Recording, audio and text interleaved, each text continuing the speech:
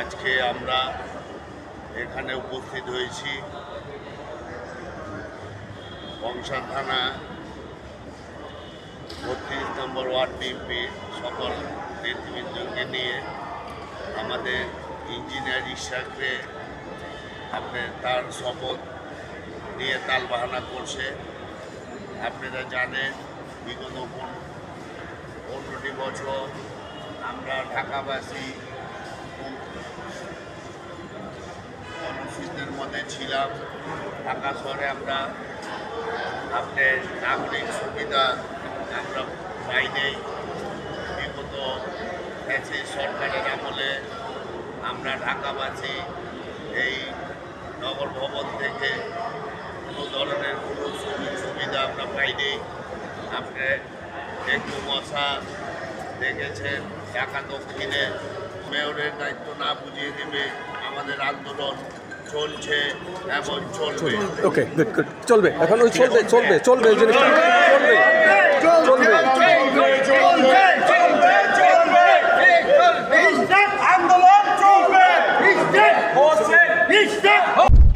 আসসালামু আলাইকুম, সবাইকে আন্তরিক প্রীতি ও শুভেচ্ছা জানিয়ে আমরা আপনাদেরকে এখন দেখানোর চেষ্টা করছি নগর ভবন থেকে। আজ 16 জুন রোজ সোমবার।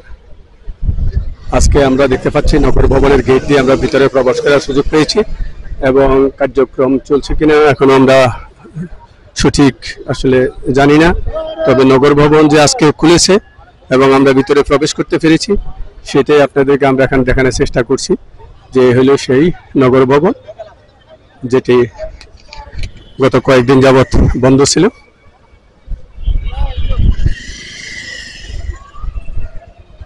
এখন আপনারা দেখতে পাচ্ছেন যে আপনাদেরকে নগর ভবনের ওই যে ছোট যে গেটটি পকেট গেট, সেই পকেট গেট দিয়ে লোকজন ঢুকছে, আপনাদেরকে আমরা দেখানোর চেষ্টা করছি। দেখেন এই সেই নগর ভবন, দক্ষিণ সিটি কর্পোরেশনের নগর ভবন, যেখানে গত কয়েকদিন যাবৎ ইঞ্জিনিয়ার ইশাক হোসেনের মেয়রের দাবিতে বন্ধ ছিল এবং তারা আন্দোলন চালিয়ে গিয়েছেন এতদিন।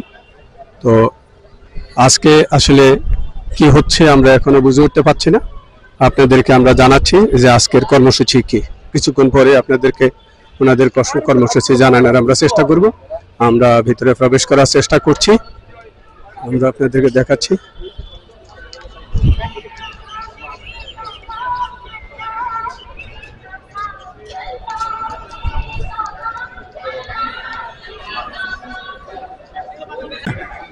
এই নগর ভবন থেকে বর্তমান প্রধান উপদেষ্টার কাছে আকুল আবেদন করে জানাচ্ছি যে অতি দ্রুত হাইকোর্ট এবং সুপ্রিম কোর্টের রায় বাস্তবায়ন করে আমাদের মাননীয় ইঞ্জিনিয়ার ইশাক হোসেনকে এই নগর ভবনের দায়িত্ব অতি শীঘ্রই বুঝিয়ে দেওয়া হোক এবং বর্তমান আমাদের পুরনো ঢাকা শহর ঢাকায় অনেক অনেক অনেক সমস্যা জর্জরিত আছে।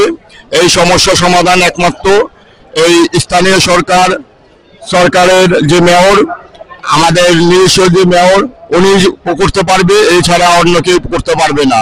তাই আমি ঢাকাবাসীর পক্ষ থেকে বলতে চাই যে অতি দ্রুত এই নগর ভবনের দায়িত্ব ইঞ্জিনিয়ার ইশাক হোসেনকে বুঝিয়ে দেওয়া হোক এবং নগর ভবনের জনগণের সেবা করার সুযোগ দেওয়া হোক। আমরা সমস্ত ঢাকাবাসী একসাথে এই একই দাবি জানাচ্ছি।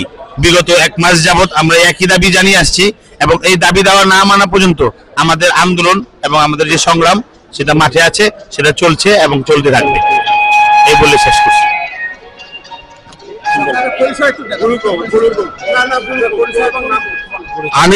আমি মোহাম্মদ সুমন, 32 নম্বর ওয়ার্ড জয়েন্ট সেক্রেটারি। আমি 32 নম্বর ওয়ার্ড বিএনপি বংশাল থানা সাংগঠনিক সম্পাদক। মোহাম্মদ ভুলু, 32 নম্বর ওয়ার্ড কোষাধ্যক্ষ। আমাদের আন্দোলন চলবে, আন্দোলন বেগমান আছে, চলছে এবং চলতে থাকবে যত পর্যন্ত আমাদের ইঞ্জিনিয়ার ইশাক হোসেনকে নগর ভবনের দায়িত্ব বুঝিয়ে দেওয়া না হবে। আমরা হয়তো আন্দোলনটা কিছুটা শিথিল করেছি নগর ভবনের এবং ঢাকাবাসীর কিছু সুযোগ সুবিধার জন্য আমরা আন্দোলন কিছুটা শিথিল করেছি, কিন্তু আমাদের এই আন্দোলন বেগমান চলতে থাকবে ইনশাল্লাহ। এখন কি মানে দাপ্তরিক কার্যক্রমগুলো কি চলছে কিনা? না, দাপ্তরিক কার্যক্রম বন্ধ আছে, শুধু আপনার জন্ম নিবন্ধনের যে জিনিসটা আছে, কাজটা আছে, সেই কাজটা আপাতত চালু আছে। হ্যাঁ, এটা না, এগুলো আপাতত বন্ধ আছে। কিছু কিছু জিনিস অলরেডি আমরা কিছু দিনের ভিতরে চালু করে দেব।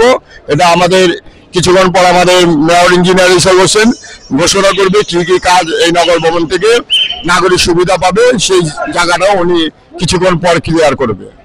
আমরা কয়েকজন ব্যবসায়ী বলছি যে ওনারা ওই যে নতুন ট্রেড লাইসেন্সের জন্য দিয়েছে, কিন্তু ট্রেড লাইসেন্স পাচ্ছে না, ব্যবসা করতে পারছে না। এই বিষয়ে যদি একটু বলেন। দেখুন, কিছু পেতে হলে কিছু কষ্ট করতে হয়। সব সময়ের জন্য সুবিধা পেতে হলে সাময়িক কিছু কষ্ট মেনে নিতে হবে। এই সাময়িক কষ্টটা আমরা দিচ্ছি না, আমাদের দিতে বাধ্য হচ্ছে, কারণ এই সাময়িক কষ্টটা দিচ্ছে হলো আপনার ওই কি বলে স্থানীয় সরকার মন্ত্রণালয়। স্থানীয় সরকার মন্ত্রণালয় যদি হাইকোর্টের রায়টাকে বিচার বিভাগ থেকে যদি সম্মান জানাইতো, তবে আজকে আমরা এই আন্দোলন করতাম না এবং কোনো জনগণের কোনো কষ্ট হতো না।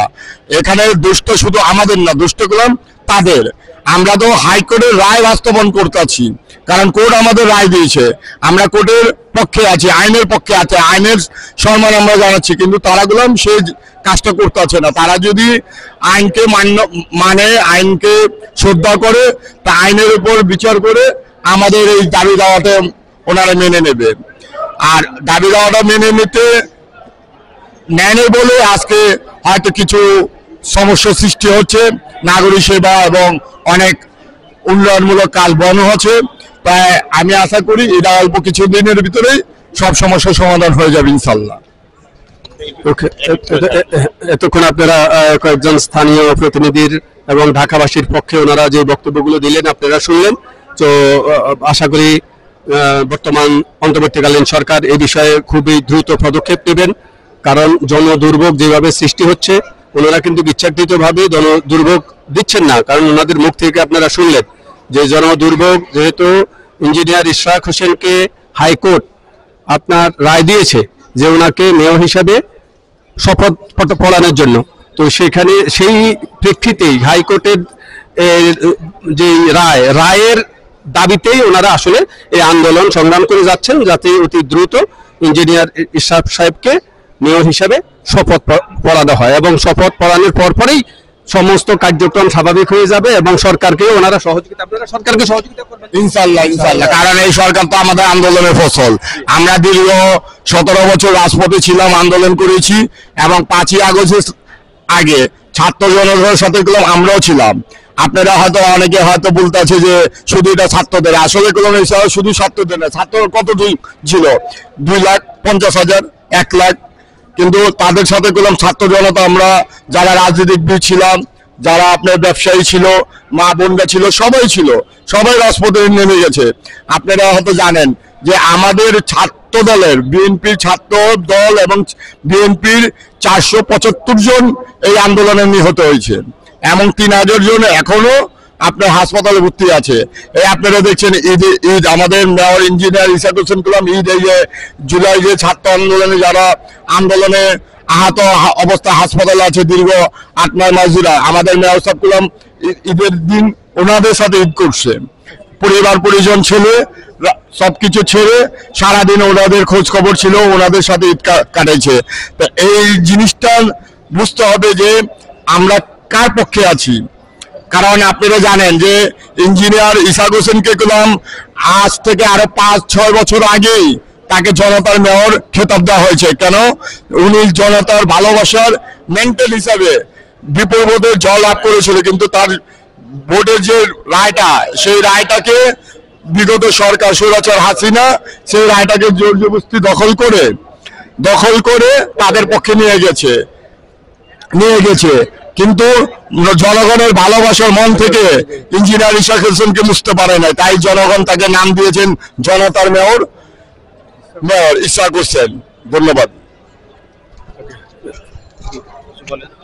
তো আপনারা এই যে যারা আন্দোলন সংগ্রামের সাথে এতদিন জড়িত ছিল এবং আছেন, ওনাদের স্থানীয় নেতৃবৃন্দদের বক্তব্য আপনারা এতক্ষণ শুনলেন।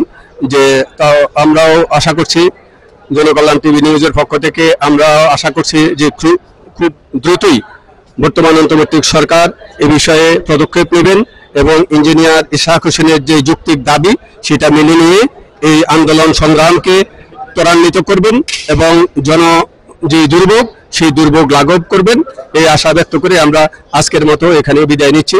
সবাইকে আন্তরিক প্রীতি ও শুভেচ্ছা। ধন্যবাদ। কিছু বলবেন?